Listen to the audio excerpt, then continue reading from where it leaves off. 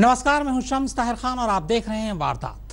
क्या आपने कभी देखे हैं बिलखती हुई माओं के गोद पे खामोश बेटे लाल, ख्वाबों को मरा दे एक चीखता हुआ बाप, छटपटा कर मर गई खिलखिलाती हुई नौनिहाल नस्लें। ये वो गम है जिसका महरम किसी के पास नहीं।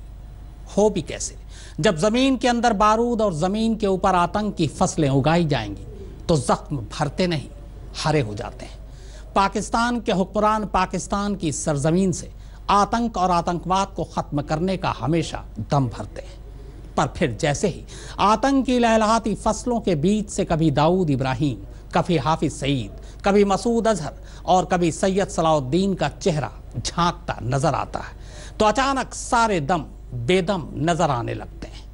हिजबुल मुजाहिदीन के मुखिया सैयद सलाउद्दीन को अमेरिका ने बेशक इंटरनेशनल आतंकवादी करार दे दिया हो, मगर पाकिस्तान की जिद है कि वो तो इन्हें पालेगा।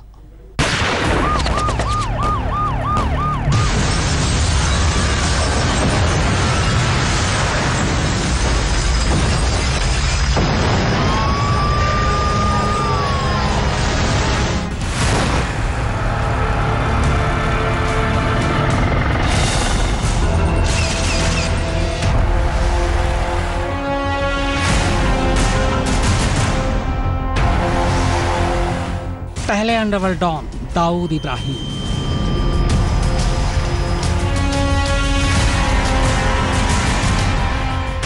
फिर लश्कर चीफ हाफिज सईद। कश्मीर की आजादी इंशाअल्लाह इंडिया की बर्बादी की बुनियाद बनेगी। और अब हिजबुल मुजाहिदीन का सरगना सैयद सलाउद्दीन।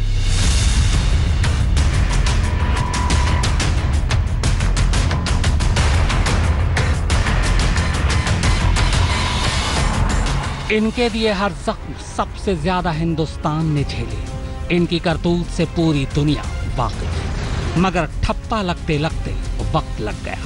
समाज और इंसानियत के दुश्मन इन आतंकवादियों को आतंकवादी करार देने में वक्त लग गया। पहले दाऊद का नाम खतरनाक डॉन की लिस्ट में शामिल करने में, फिर हाफिज सईद को आतंकवादी घोषित करने में, और अब सैयद सलाउद्दीन को इंटरनेशनल आतंकवादी करार देने में।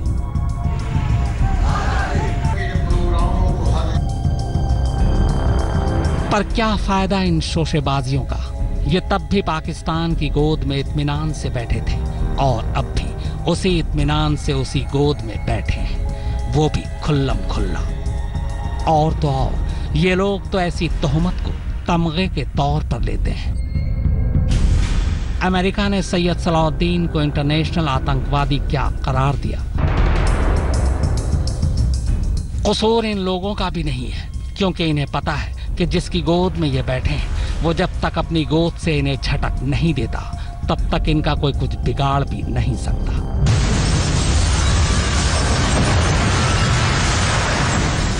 (1993) का मुंबई धमाका वो पहला ऐसा आतंकवादी हमला था जिसने पाकिस्तान को सीधे कटघरे में खड़ा कर दिया था। उसके बाद से तो पिछले 24 सालों में ये सिलसिला ही चल पड़ा।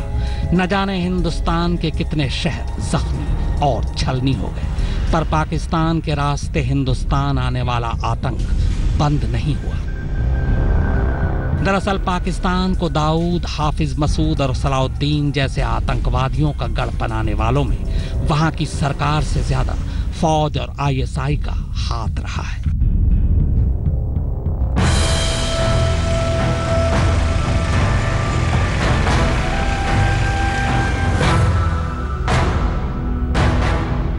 पाकिस्तान की हुकूमत इसका नोटिस ले।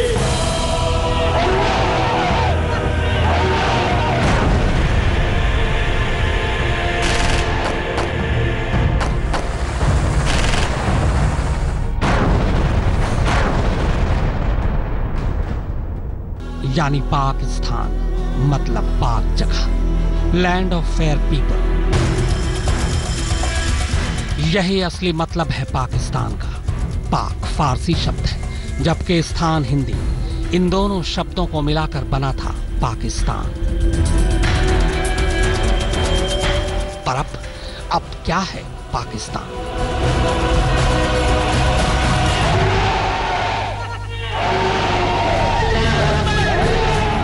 आतंक का अड्डा, आतंकवादियों का पनाहगाह।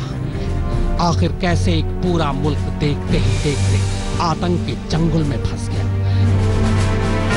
कैसे एक पूरे मुल्क पर आतंकवादी संगठनों और उनके आकाओं ने कब्जा कर लिया? तो जवाब जानने से पहले हिंदुस्तान के किसी भी जख्मी शहर को याद कीजिए। 93 के लहूलुहान मुंबई की कराह सुनिए। सबसे हरे जख्म पठानकोट की आह महसूस कीजिए। आतंकवादी संगठन और उनके आकाओं के नाम याद कीजिए। देश के सबसे बड़े भगोड़े डॉन के बारे में सोचिए। बगदादी से पहले दुनिया के सबसे बड़े आतंकवादी के खात्मे के बारे में गौर कीजिए।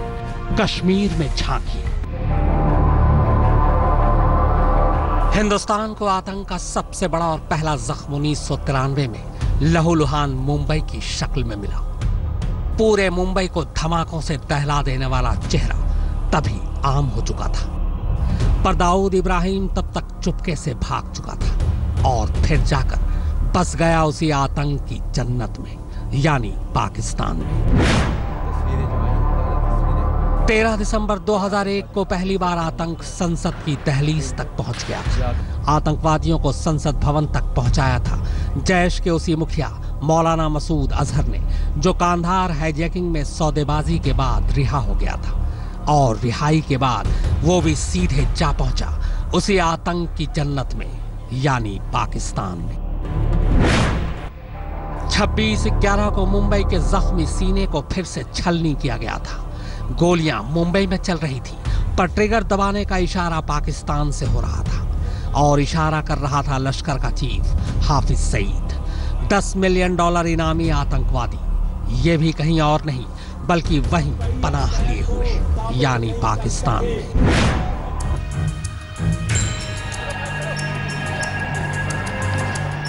कश्मीर घाटी के अंदर हो, पठानकोट एयरबेस पर आतंकवादी हमला हो या फिर सेना के कैंप पर अटैक, हिजबुल मुजाहिदीन का सरगना सैयद सलाउद्दीन लगातार हिंदुस्तान को चोट पहुंचाने की कोशिशें करता रहा है बरसों से। ये भी कहीं और नहीं बल्कि उसी पाकिस्तान की सरजमी पर पलपोस रहा है। अमेरिका पर हमले कर इसने तो पूरी दुनिया को ही दहला दिया था। अलकायदा का मुखिया था। पूरे 10 साल तक अमेरिका इसकी तलाश में दुनिया भर की खाक छानती रही, पर आखिर में यह भी मिला उसी आतंक के अड्डे में, यानी पाकिस्तान में, और वहीं मारा गया। दुनिया के नक्शे पर पाकिस्तान के वो तमाम नक्शे मौजूद हैं जहां आतंक की फैक्ट्री चलती है, जहां आतंकवादियों के ट्रेनिंग कैंप हैं। खुल्लम खुल्ला घूमते हैं ये पाकिस्तान में आज तक। हाँ, ये सच है कि पाकिस्तान अपनी जमीन पर आतंक बो रहा है, मगर आतंक की इन फसलों को उगाने की कीमत भी वो अक्सर चुकाता रहता है। हिंदुस्तान में तबाही फैलाने के चक्कर में खुद उसके पाले आतंकवादी उसे भी लहूलुहान कर जाते हैं। सैयद सलाउद्दीन इसकी सबसे बड़ी मिसाल है। पिछले 2.5 दशकों में इसे एक अकेले आतंकवादी ने जहां घाटी के अमन को डस लिया है, वहीं पाक अधिकृत कश्मीर में भी इसने नौजवान नस्लों को तबाह कर दिया है।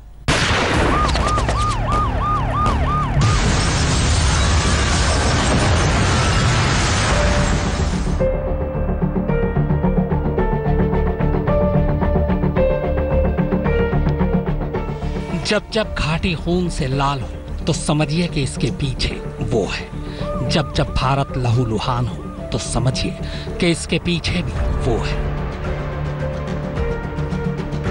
और जब जब हवाओं में उछलते पत्थरों से कश्मीर बेहाल हो तो समझिए कि हाँ, वही है।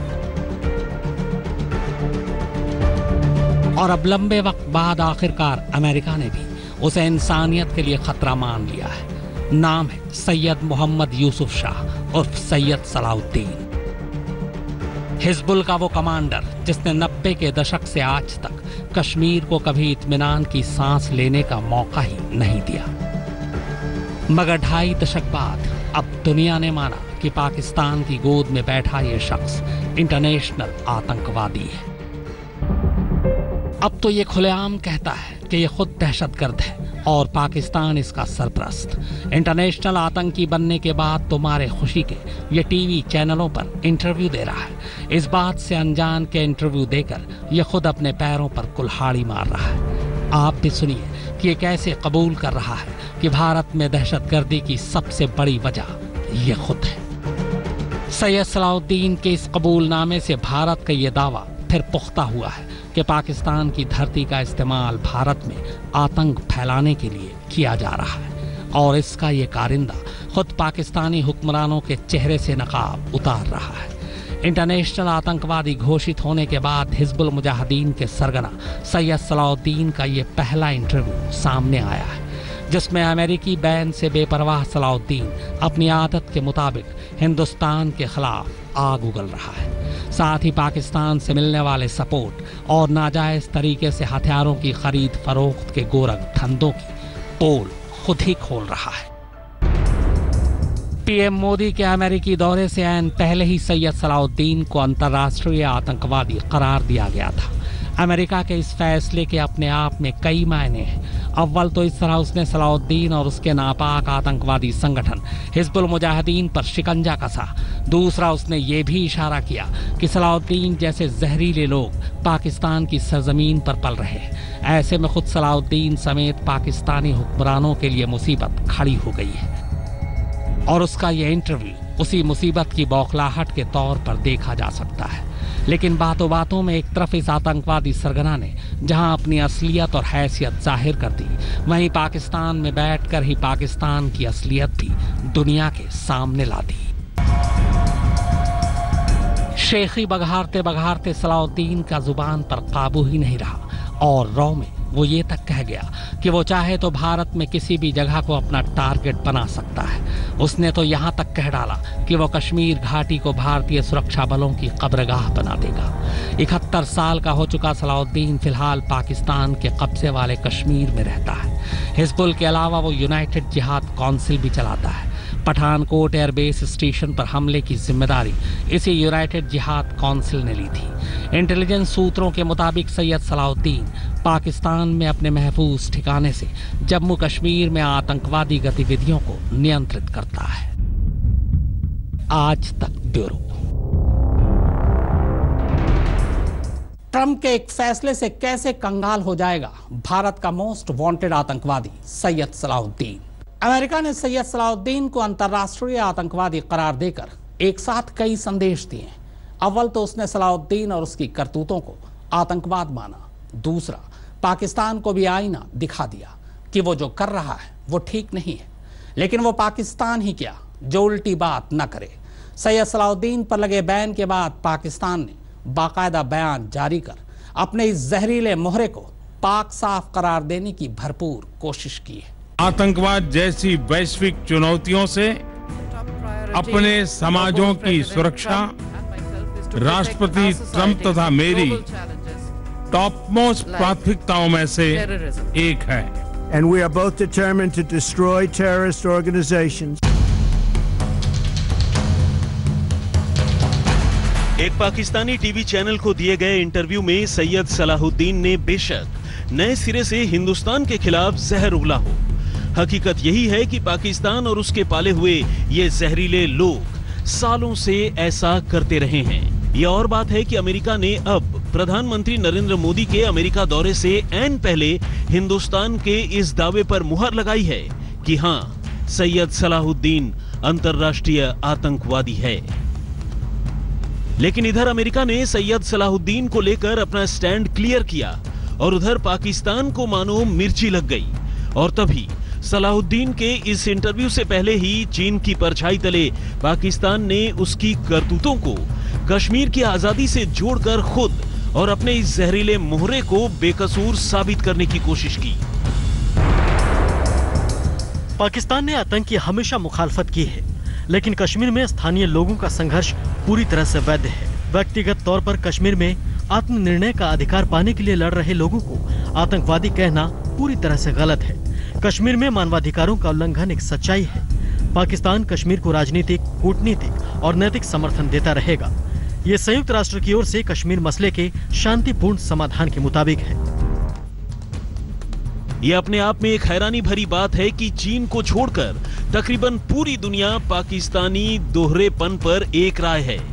उसे आतंकी फैक्ट्री माना जाता है और इस बार भी पीएम मोदी और ट्रंप की मुलाकात में दुनिया की इसी राय की झलक दिखाई पड़ी। Both our nations have been struck by the evils of terrorism, and we are both determined to destroy terrorist organizations. Modi Trump के साझा बयान से पहले अमेरिकी स्टेट डिपार्टमेंट की तरफ से जारी बयान में हिजबुल मुजाहिदीन को अंतर्राष्ट्रीय आतंकवादी संगठन करार दे दिया गया। US State Department Mohammed Yusuf Shah उर्फ सैयद सलाहुद्दीन को सेक्शन 1B के तहत अंतर्राष्ट्रीय आतंकवादी घोषित करता है। ये सेक्शन उन विदेशी नागरिकों पर लगाया जाता है जो आतंकी गतिविधियों में शामिल हैं या फिर जिससे अमेरिका और उसके नागरिकों और उसकी सुरक्षा को खतरा है। इस फैसले के बाद सलाहुद्दीन की संपत्ति जो अमेरिकी अधिकारी क्षेत्र में आती है उसे जब्त किया जाएगा। It does vindicate India's long-standing position that cross-border terrorism has been behind the disturbances created in Kashmir, and since last year, as you know. And in fact, the outfits that Sayyid Salahuddin leads, they have perpetuated from the territory of Pakistan and Pakistan-occupied Kashmir cross-border terrorism against India, including in the state of Jammu and Kashmir for a number of years. So, in that sense, I think we would welcome this notification. अमेरिकी state department के इस notification के साथ ही ये साफ हो गया है कि आतंकवाद को लेकर ट्रंप प्रशासन अपने कड़े रुख पर कायम है। आज तक ब्यूरो। आज जो पाकिस्तान की गोद में बैठा है, 20 साल पहले उसने कैसे की थी कश्मीर विधानसभा में घुसने की कोशिश। जो सैयद सलाहुद्दीन इन दिनों खुद को बहुत बड़ा जिहादी और कश्मीर की आजादी का परवाना बताता हुआ थकता नहीं। कभी उसी सलाहुद्दीन ने कश्मीर विधानसभा का चुनाव लड़कर अपनी तकदीर बुलंद करने की कोशिश की थी, लेकिन वहां की आवाम ने उसे ऐसा आईना दिखाया कि चुनावी शिकस्त के बाद वो सियासत का चोला उतारकर सीधे दहशतगर्द बन बैठा।